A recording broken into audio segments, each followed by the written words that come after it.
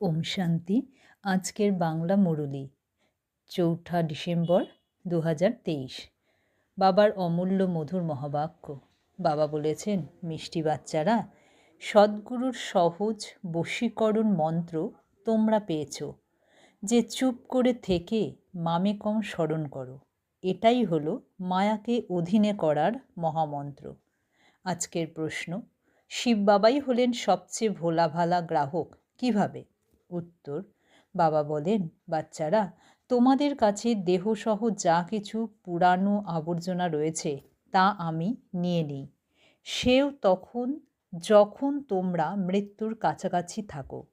তোমাদের সাদা কাপড়ও হলো মৃত্যুরই নিদর্শন। তোমরা এখন বাবার উপর বলি প্রদত্ত হয়ে যাও। বাবা পুনরায় ২১ জন্মের জন্য তোমাদের ঐশ্বর্যশালী করে দেন। ভক্তিমার্গেও বাবা সকলের মনোকামনা পূর্ণ করেন। জ্ঞানমার্গেও সৃষ্টির আদি মধ্য অন্তের জ্ঞান প্রদান করে ত্রিকালদর্শী বানিয়ে দেন। আজকের গীত, ভোলানাথের থেকে অনুপম আর কেউ নেই। ওম শান্তি। বাচ্চারা ভোলানাথের সামনে বসে রয়েছে। ব্যবসায়ীরা বলে, এই রকম কোনো সরল মতি মানে স্বল্প বুদ্ধি সম্পন্ন ভোলা মতদাতা আছে, যে ১,০০০-২,০০০-এর জিনিস নিয়ে আমাদের প্রভূত ধন সম্পদ দিয়ে যাবে। হে ভগবান, আমাদের এরকম গ্রাহকের সাথে সাক্ষাৎ করাও। এখন ভোলানাথ বাবা এসে বাচ্চাদেরকে আদি মধ্য অন্তের রহস্য বুঝিয়ে ত্রিকালদর্শী তৈরি করছেন। আমার মতন গ্রাহক তোমরা কখনো পাবে কি? তোমরা ওনাকে অর্পণ করো। ভক্তি মার্গে অনেক মহিমা করে থাকো। ভোলানাথের মহিমা হয়ে থাকে, তুমি মাতা পিতা ... তিনি এসে রাজযোগ শেখান, রাজত্ব দেন। বাবাকে বলে, এই যে পুরানো আবর্জনা রয়েছে তা আমরা তোমার কাছে সমর্পণ করছি। তুমি আমাদের ২১ জন্মের জন্য ঐশ্বর্যশালী করে দাও। সে আর কেনাবেচার দালাল হয়, তাই না? জুয়া খেলে কমিশন নেয়। এও বলে, দেহসহ তোমাদের যে সকল আবর্জনা রয়েছে সেসব নিয়ে নিই যখন তোমাদের মৃত্যু নিকটে আসে। এখানে তোমাদের অর্থাৎ ব্রহ্মা কুমারীদের কাপড়ও সাদা হয়, যেন তোমরা মরেই পড়ে রয়েছ। মৃতদের উপরে সর্বদা সাদা চাদর দেওয়া হয়, কোনো প্রকারের দাগ যেন না থাকে। এই সময় সকলেরই মায়ার কালো দাগ লেগে গেছে। একেই রাহুর গ্রহণ বলা হয়ে থাকে। চাঁদের উপরেও গ্রহণ লাগলে কালো হয়ে যায়, তাই না? সেই জন্য এই মায়ার গ্রহণও সমগ্র বিশ্বকে কালো করে দেয়। এর মধ্যে তত্ত্ব ইত্যাদি সব কিছুই চলে আসে। বাবা বসে বসে বুঝিয়ে থাকেন, এ হলো তোমাদের রাজযোগ। রাজযোগের দ্বারাই স্বর্গের রাজত্ব প্রাপ্ত করতে হবে। তোমরা রাজার রাজা হয়ে যাও। নারায়ণীর নেশা থাকে, নর থেকে নারায়ণ হয়ে যায়। লক্ষ্মী নারায়ণের রাজ্য হয়ই সত্যযুগে। তাহলে অবশ্যই আমায় শেষেই আসতে হবে। এই সময় হলো ভক্তি মার্গের। ভক্তি মার্গের দুয়ারে দুয়ারে মাথা কুঁড়তে ধাক্কা খেতে থাকে। ভক্তদের রক্ষাকারী হলেন ভগবান। তিনি এসে ভক্তির ফল দিয়ে থাকেন। সকলেই হলো ভক্ত, কিন্তু সকলেই একই রকমের ফল পায় না। কারোর সাক্ষাৎকার হয়, কারোর পুত্র প্রাপ্ত হয় অল্পকালের জন্য। নানা রকমের মনোকামনা পূর্ণ করে থাকি। দুনিয়ায় এই কথা কারোর জানা নেই যে ভগবান এসেছেন রাজযোগ শেখাতে।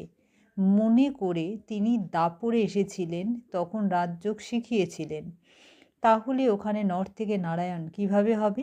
এখনই বাবা তোমাদের রাজযোগ শিখিয়ে রাজার রাজা করে দেন। এখানে তো তোমাদের কেবল চুপ করে থাকতে হবে। এটাই হলো সদ্গুরুর সহজ বশীকরণ মন্ত্র।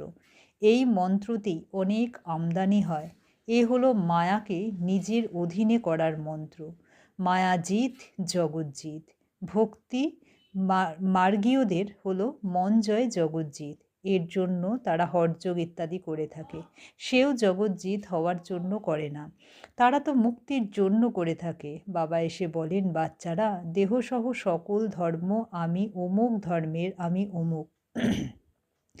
এই সব কথা ছেড়ে নিজেকে আত্মা মনে করে মামেকম মানে একমাত্র আমাকেই স্মরণ করো। ব্যাস, আমি যে মত দিয়ে থাকি সেই অনুসারে চলো।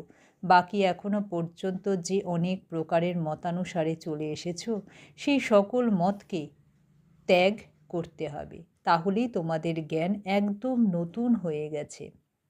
মনে করে এদের কথা তো নতুন ধরনের। বাচ্চারা, তোমরা যখন কাউকে বোঝাও তখন প্রথমে তার নাড়ি দেখতে হবে। সকলের সামনে একই রকমের কথা বলা উচিত নয়।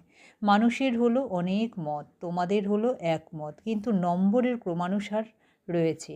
যে ভালো যোগে থাকে, ধারণ করে, সে অবশ্যই ভালোভাবে বোঝাবে। স্বল্প ধারণকারীরা কম বোঝাবে। যে কেউই হোক তাকে সিম্পল একটি কথাই বলো, অবশ্যই গৃহস্থী জীবনে থাকো পদ্ম ফুলের মতন। তোমরা জানো যে পদ্ম ফুলের সন্তানাদি অনেক হয়, আর উদাহরণও তারই দেওয়া হয়ে থাকে। বাবারও সন্তানাদি প্রচুর। পদ্মফুল স্বয়ং জলের উপরে থাকে, বাকি বাচ্চারা বাকি সব কিছু থাকে নিচে। এই উদাহরণ ভালো। বাবা বলেন, গৃহস্থী জীবনে থাকো কিন্তু পবিত্র থাকো। এই কথা তো গেল পবিত্রতার উপর। সেও এই অন্তিম জীবনের জন্য পবিত্র থেকে মামে কম স্মরণ করো। রচনার লালন পালনও অবশ্যই করতে হবে, না হলে তো হঠযোগ হয়ে যাবে। দুনিয়ায় পবিত্র তো অনেকেই থাকে। বাল ব্রহ্মচারী তো ভীষ্ম পিতামহের উদাহরণ হয়ে গেল। আচ্ছা, বাল ব্রহ্মচারী তারা যেখানে স্ত্রী পুরুষ দুজনেই একত্রে থেকেও পবিত্র থাকে। গন্ধর্ব বিবাহের চর্চা তো শাস্ত্রেও রয়েছে, কিন্তু কেউ জানে না। এ তো বাবাই বুঝিয়ে থাকেন। বাবা বলেন, বাচ্চারা, এখন কাম চিতার বদলে দুজনেই জ্ঞান চিতার সাথে হস্ত বন্ধন করো। কীরকম ভালো কাজ তোমরা ব্রাহ্মণেরা করে থাকো। প্রতিজ্ঞা করতে হবে পবিত্র থাকার। একে অপরকে সাবধান করে তোমরা দুজনেই স্বর্গে চলে যাবে। এখানে তোমরা একত্রে পবিত্র থেকে দেখিয়ে থাকো, সেই জন্য তোমরা অতি উচ্চ পদ নিতে পারো। তোমাদের উদাহরণ দেওয়া হবে, তাই না? জ্ঞান চিতার উপর বসে স্বর্গে গিয়ে উচ্চ পদ পায়। এখানে অনেক সাহসের দরকার। যদি পাকা হয়ে চলতে থাকো তাহলে পদও অনেক উচ্চ হয়। তারপর সার্ভিসের উপরও নির্ভর করছে। যারা অনেক সার্ভিস করবে, প্রজা তৈরি করবে, তারা পদও ভালো পাবে। বাবা মাম্মার থেকেও উঁচুতে চলে যাওয়া উচিত। কিন্তু যেমন বাবা বলেন, ওই দুই খ্রিস্টান যদি পরস্পর মিলে যায় তাহলে বিশ্বের মালিক হয়ে যাবে। এমন জোড়া কোনো বেরিয়ে আসুক যারা মা বাবার থেকে উঁচুতে যাবে, সেই রকম নেই। জগদম্মা জগৎপিতা হলেন প্রখ্যাত। এনাদের মতন সার্ভিস করতে পারবে না। এনারা নিমিত্ত হয়ে রয়েছেন, সেই জন্য কখনো হার্টফেল করা উচিত নয়। আচ্ছা, মাম্মা বাবার মতন না হলেও দ্বিতীয় স্থানাধিকারী তো হতে পারো। সার্ভিসের উপরই সব কিছু নির্ভর করছে। প্রজা আর উত্তরাধিকারী তৈরি করতে হবে। তাহলে আমাদের এই কথা হলো নতুন নতুন দুনিয়া রচনা করার জন্য অবশ্যই বাবাকে আসতে হবে। তিনিই হলেন রচয়িতা। তারা তো বলে দেয় পরমাত্মা নাম রূপের বাইরে, কিন্তু এমন হয় না। তাদেরও কোনো দোষ নেই। ভাগ্যে থাকলে তখন বুঝবে। অনেকেই আসে যারা বোঝেও যে কথা তো অবশ্যই সঠিক। কেউ বলে আত্মার নামরূপ নেই, তাহলে আত্মা নামটা কার? আত্মা নাম তো রয়েছে, তাই না?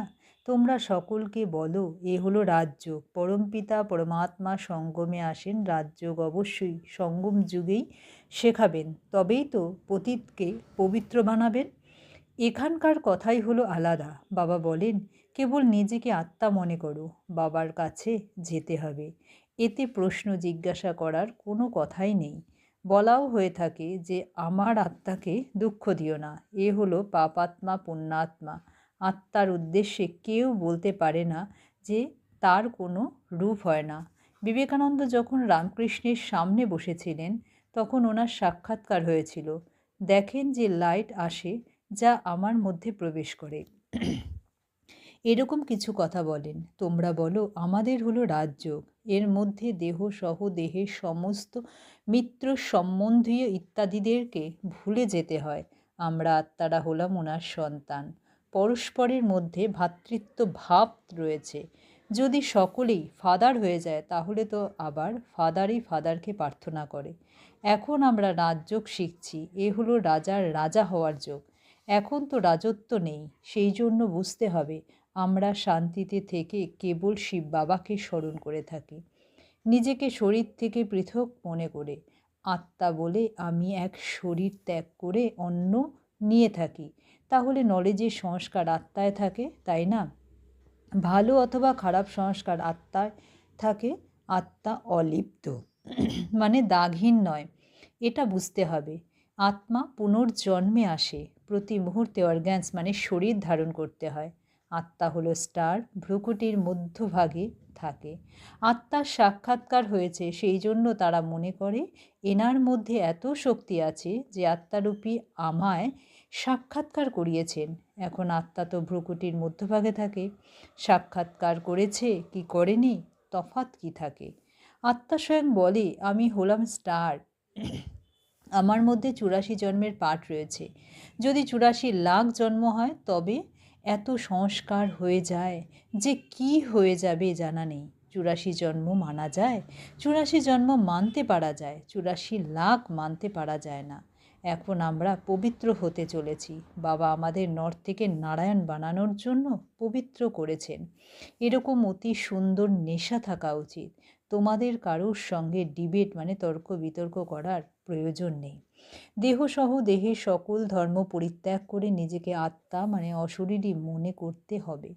অবশ্যই আমরা শাস্ত্রাদি পড়েছি, কিন্তু আলোচনা মানে ডিসকাস করব কেন, যখন বাবা বলেছেন মামেকম স্মরণ করো। আর দ্বিতীয় আদেশ হলো গৃহস্থী জীবনে থেকে পদ্ম ফুলের মতন পবিত্র হয়ে থাকুন। যোগ অগ্নির দ্বারাই পাপ নাশ হবে। ভগবানও আজ হলো, ভগবানও হলেন পরমাত্মা, তাকেও স্টার বলা হবে। অনেক পয়েন্ট রয়েছে, একই সময়ে বের হতে পারে না। ব্যক্তিত্ব দেখে যুক্তিযুক্ত পন্থা অবলম্বন করতে হবে। বলো, আমরাও শাস্ত্র পড়ি, কিন্তু বাবার আদেশ হলো যে সব কিছু ভুলে মামেকম স্মরণ করো। তিনি হলেন নিরাকার, আত্মাকে তো সকলেই মানবে, বিবেকানন্দের অনুসারীরাও মানবে। আত্মা তো সকলের মধ্যেই রয়েছে, অবশ্যই তাদের বাবাও থাকবেন, তাই না? যাকে পরমপিতা পরমাত্মা বলা হয়ে থাকে। এসব হলো পয়েন্টস, তাই না? এগুলি স্মরণ করলে সদাই পয়েন্টস প্রাপ্ত হতে থাকবে, স্টিমার ভরপুর হতে থাকবে। এও যেন অবিনাশী জ্ঞান রত্নের সামগ্রী ভরে। পয়েন্টস নোট করে রিভাইজ করো, এ হলো রত্ন। এগুলিকে ধারণ করার আর লেখার শখ থাকা চাই। ভালোভাবে সকলকে বোঝাতে হবে আত্মা তো সকলের মধ্যেই রয়েছে, তার নাম রূপ নেই।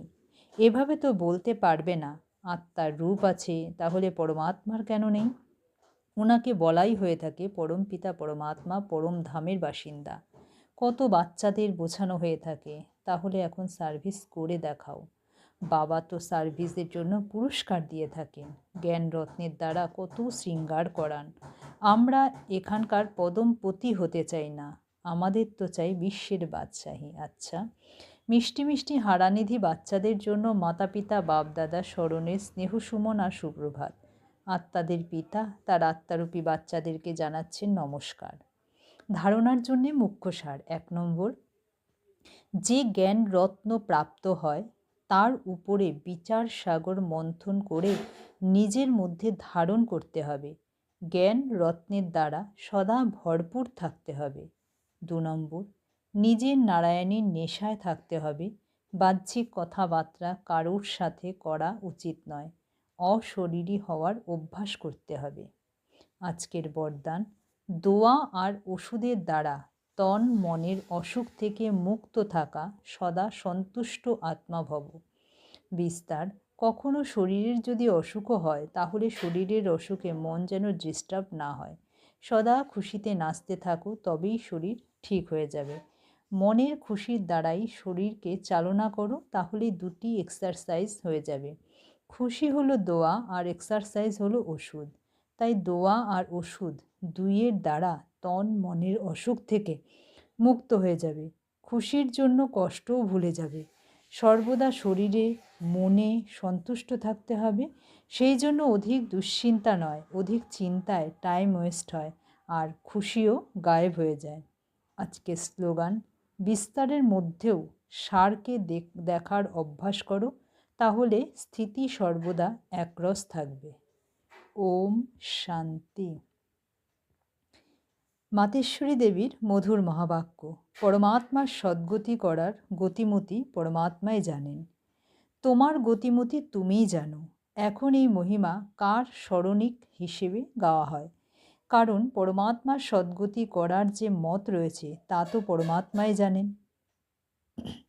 মানুষ জানতে পারে না।